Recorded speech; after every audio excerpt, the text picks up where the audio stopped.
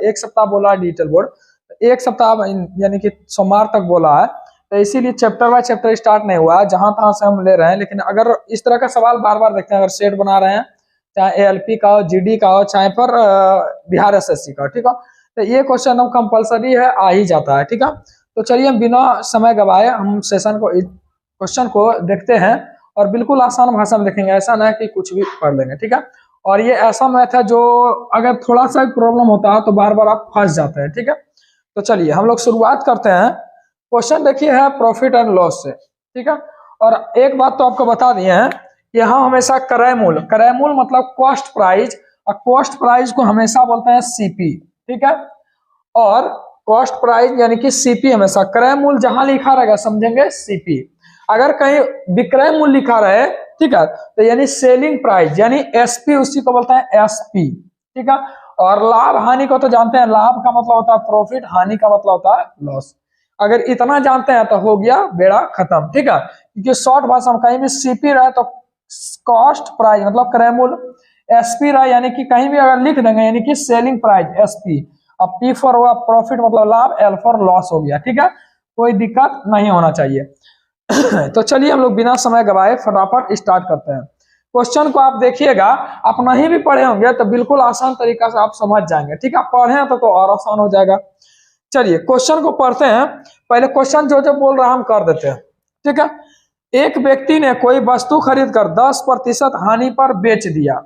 तो हम जानते हैं बेचते हैं कब, क्रय मूल्य पर खरीदते हैं, यानी कि क्या होता है जब खरीदते हैं तभी तो खरीद मूल्य पर बेचते हैं, ठीक है। चलिए यानी कि बोल रहा है कि 10% की हानि पर बेच दिया, तो क्रय मूल्य कहीं ना कहीं 100 मानना होगा ना अपने आप से।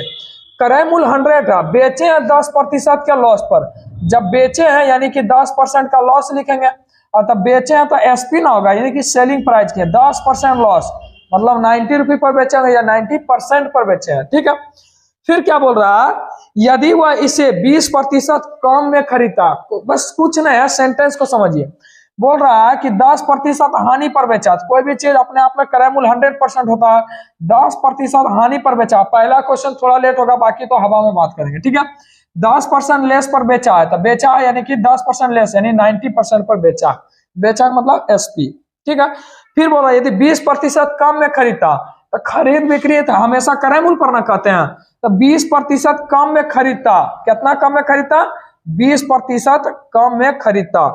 फिर क्या 20% कम में खरीदता यानी 20% कम में खरीदता, खरीद बिक्री हमेशा क्रय मूल्य पर करते हैं, यानी 20% कम का मतलब 80, बोलता 20% अधिक तो 120, कोई दिक्कत है।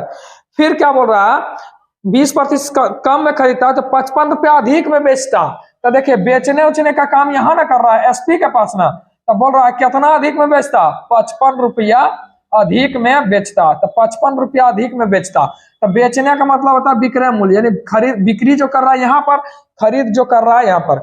हमेशा मैथ में बनाने का बस, अगर आप मैथ को बनाना जानते हैं यानी कि लिखना जानते हैं तो ऐसा ही मैथ तो टोटल बन जाएगा, ठीक है। बस अगर कहीं प्रॉब्लम भी होगा तो लिखने का शैली से आप मैथ को बना लीजिएगा, ठीक है। तो चलिए सबसे पहले लिखने के लिए आना चाहिए। चलिए जब बेसिक से स्टार्ट करेंगे तो लिखने का तरीका भी बताएंगे, एक बार लिख लीजिएगा, समझिए मैथ का बड़ा पार। चलिए बोल रहा 55 को अधिक में बेचता, तो बोल रहा 40% का लाभ होता, तो 40% जब लाभ होता तो क्रय मूल्य पर ना लाभ होता। तो देखिए 20% कम पर खरीदे तो ये मेरा क्रय मूल्य हो गया। अब बोल रहा जो खरीदे थे ना इस पर 40% का लाभ हो गया, तो इस पर 40% तो 140 भी निकाल सकते हैं, और नहीं तो देखिए इसका 40, 80 का 40% निकालिए। पहला मैथ है इसीलिए बता रहे थोड़ा लॉन्ग से, ठीक है। 40% कितना हो जाएगा, 00 और चक 32, तो लाभ हुआ है तो देखिए क्रय मूल्य से लाभ होगा तो जोड़ में देंगे, हानि होगा तो घटा देंगे, कोई दिक्कत है। तो लाभ हुआ कितना 32 का, तब बताइए 80 प्लस 32 कितना हो जाएगा, 112 ना हो जाएगा दोस्त, 80 प्लस 32 112 हो गया। अब देखिए यहाँ पर ऑटोमेटिक है, आप 55 अधिक लिया ऑटोमेटिक, यहाँ पर देखिए सेलिंग प्राइस 90 है, लेकिन यहाँ पर जब जोड़े हैं तो सेलिंग प्राइस ये भी तो हो गया। देखिए लाभ हुआ 40%, तो लाभ देखिए यहाँ लॉस हुआ तो भी सेलिंग प्राइस, हानि हुआ तो भी सेलिंग प्राइस, ठीक है। तो यहाँ लाभ हुआ था सेलिंग प्राइस हो गया। तो यहाँ बोल रहा है 90 का, यहाँ बोल रहा है 90, यहाँ बोल रहा है 112। यहाँ पर देखिए अधिक और कम का मतलब होता है अंतर। यहाँ बोल रहा है अधिक कितना 55 रुपया अधिक में बेचा, लेकिन यहाँ कितना अधिक में बेचा 90 से 112, यानी कितना हो गया 90 से 112 22% के अधिक में बेचा। या फिक्स रेशियो, फिक्स वैल्यू दिया हुआ 55 लेकिन परसेंट में दिया 22। अगर पूछेगा, देखिए इसमें बहुत सारा संभावना बनता है प्रश्न पूछेगा, लेकिन 90% प्रश्न जो है क्रय मूल्य पूछता है, 90% प्रश्न, ठीक है।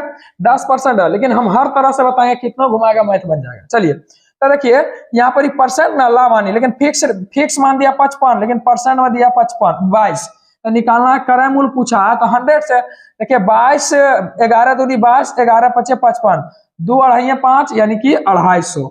क्या हो जाएगा क्रय मूल्य 250। अगर क्रय मूल्य पूछा है तो 250 पूछता, सेलिंग प्राइस बताइए उसका, पहले वाला 10% लॉस पर जो सेलिंग प्राइस था तो 90 से निकालते। किससे निकालते हैं? 90 से।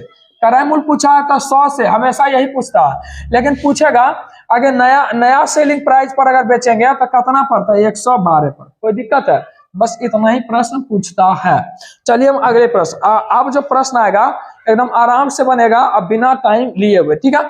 चलिए हम आगे बढ़ते हैं, तब तक अगले प्रश्न को आप थोड़ा सा समझने का प्रयास कीजिए।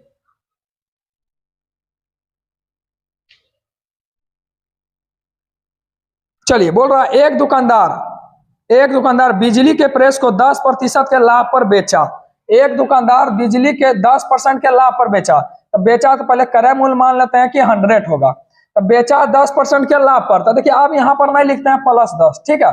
अब आप लोग होशियार हो गए, थोड़ा समझिएगा। 10% के लाभ पर बेचा, बेचा मतलब सेलिंग प्राइस यानी 110 में बेचा। कोई दिक्कत है?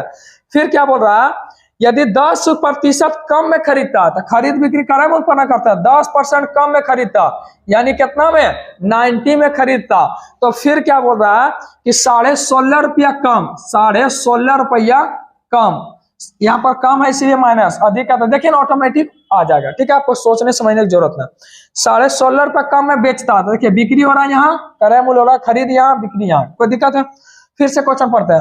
मान लेते हैं 10% के लाभ पर बेचा, क्रय मूल्य 100 माने हैं ऑटोमेटिक, तो 110 में। बोल रहा है 20% कम में, 10% कम में खरीदता यानी 100 के समान भी 90 में खरीदते हैं, तो बोल रहा है 16.5 रुपया कम में बेचते, तो फिर क्या बोल रहा है? लाभ नहीं होगा, 10% का लाभ होता। तो बताइए लाभ होगा अब इस पर ना, इसी पर लिख लेंगे 10% लाभ, तो लिखिए ना दिए, तो 10% का लाभ होता, 90 का 10% 9 ना होगा, तो लाभ हुआ तो जोड़ देंगे, हानि होगा तो घटा देंगे, 10 90 और 9 99 रुपया। यहाँ देखिए 110 है, यहाँ 99। यहाँ बोल रहा है बेचे 16.5 रुपया कम में, लेकिन परसेंटेज में बोल रहा है 110 में से 99 गया तो 11% के कम में। पूछ रहा है क्रय मूल्य तो 100 से, पूछेगा विक्रय मूल्य तो 110 से। कोई दिक्कत है? तो पूछ क्या रहा है? क्रय मूल्य पूछ रहा है, तो 11 का 11, 11 पचे 55 और एक ठो 0 पॉइंट से 1 0 कट ना जाएगा यानी 150 रुपया। कोई दिक्कत है? कितना हो जाएगा? 150। चलिए आगे बढ़ते हैं। प्रश्न बिल्कुल आसान है दोस्त, अगर नहीं समझे तो कोई दिक्कत नहीं, अगले प्रश्न को आप समझने का प्रयास कीजिए। लेकिन आप कहीं भी पढ़ें कोई दिक्कत ना, हर प्रश्न को आप अपने माइंड को पहले ही सेटअप कर लें कि हमको एक ही बार में समझना है, तो आप ऑटोमेटिक समझ जाइएगा। लेकिन माइंड को बोल दिया ना पहला प्रश्न नहीं, हम दूसरा या तीसरा समझने का ज्यादा प्रयास करेंगे तो फिर बस चल जाता है पानी में, ठीक है। इसीलिए माइंड को जैसे सेटअप कीजिएगा वैसे सेटअप होगा। आप हमेशा सेटअप कीजिए, नहीं हमको पहला प्रश्न ही समझना है जोड़ देके, ठीक है। तो आप पहला प्रश्न को समझ जाइएगा, ये गारंटी है। चलिए अगले प्रश्न बनाते हैं, और इस तरह का हर दिन प्रश्न पूछता है। परसेंटेज 2-3 गो आ जाता है, छूट जाता है तो छोड़ना ना है, जब तक तोड़ना ना है तब तक छोड़ना ना।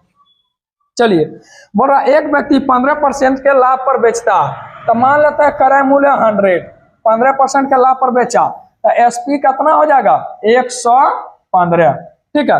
फिर बोल रहा 15% कम में खरीदता, तो खरीद बिक्री तो इस पर ना क्रय मूल्य पर ना करेंगे, तो 15 कम में खरीदता तो 85 में। देखिए आप बुतरू ना है, ऐसे लिखेंगे कि 15 कम में खरीदा, ऑटोमेटिक समझिए खरीदा मतलब 15 कम मतलब 85 में खरीदा।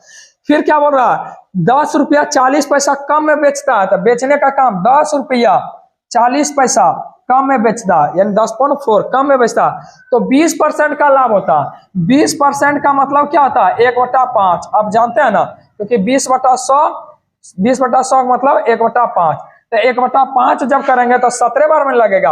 अब देखिए 17 बार में लगेगा, 20% का लाभ हुआ तो +17, अगर 20% का लॉस होता तो -17 करते, तो +17 करेंगे तो देखिए 85 15 100 तो 102 ना हो जाएगा, 102।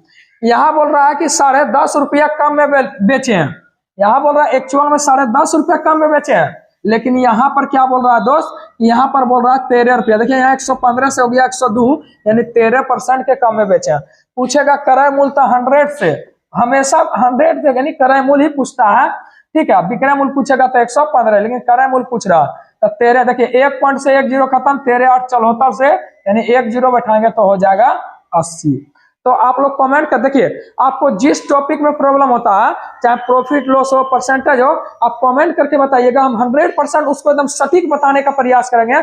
हम ना लेंदी बताएंगे, क्योंकि हम खुद स्टूडेंट हैं, हम लेंदी उतना हमको मैथ नहीं आता, लेकिन हम इतना लेंदी लेके नहीं बनाते हैं कोई भी सब्जेक्ट को, ठीक है। तो चलिए कमेंट करके जरूर बताइएगा। फिर हम अगले प्रश्न को देखते हैं, ताकि इस तरह का जितना भी है जड़ से समाप्त हो जाए, ठीक है। चलिए अगले प्रश्न को अब स्वयं आपको बनाना है, ठीक है। फिर भी हम बनाते हैं, आप रोक करके वीडियो बनाइए। चलिए क्वेश्चन क्या बोल रहा है, एक पुस्तक विक्रेता किसी पुस्तक को 6% के लाभ पर बेचता। जैसा ही आया तो तुरंत हम सीपी लिखबो नहीं करेंगे, सीपी एसपी इतना कौन लिखेगा, जानकारी एकदम माइंड में एकदम सेटअप हो जाना चाहिए। क्रय मूल्य हो गया 100%, ऑटोमेटिक। लाभ हो रहा है कि हानि, तो बोल रहा है 6% का लाभ, तो विक्रय मूल्य कितना हो जाएगा, 106 हो जाएगा ना 106।